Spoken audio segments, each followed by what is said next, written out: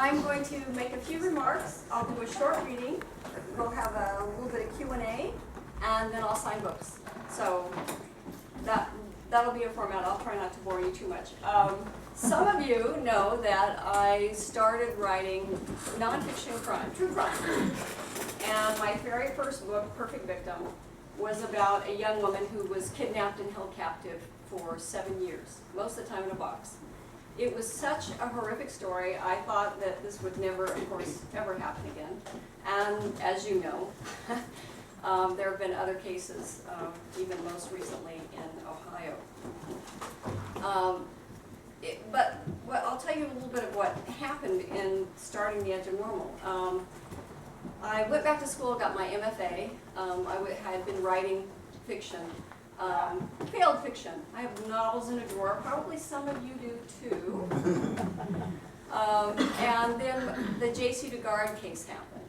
And I found that so chilling. I was just riveted to the screen, and I kept thinking, what does Colleen Stan think about this case? And that was the seminal event for my protagonist, Reed LeClaire, who is kind of a amalgamation of various victims of kidnapping and captivity who are survivors now. So Perfect Victim really was about a terrible crime and the victimization of Colleen.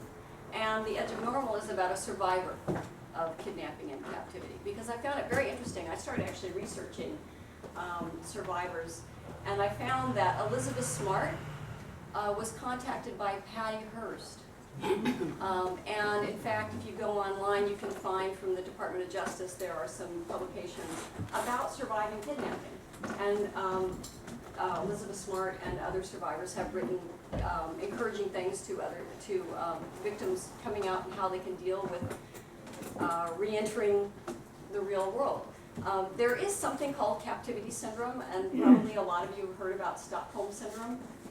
And that term was coined in 1973 by a Swedish criminologist after a kind of a botched bank robbery in Stockholm, in which the hostages were locked in a vault for 5 or 6 days.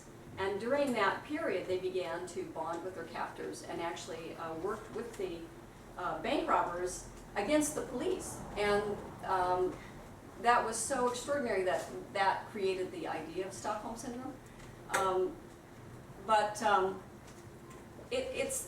There are layers of post-traumatic stress disorder and Stockholm syndrome and ways that people deal with anxiety and fear.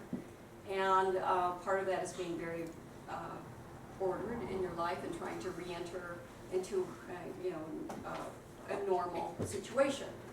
But of course, you'd have psychological scars. So my character is an empowered victim. She's a little bit like Clarice Starling from the Silence of the Lambs, and a little bit like Elizabeth Smart. She's 22. And I'll do a little reading. It actually starts in Seattle, and then we jump to San Francisco, and then to the fictitious Jefferson County, where she becomes involved with helping another survivor of kidnapping and captivity.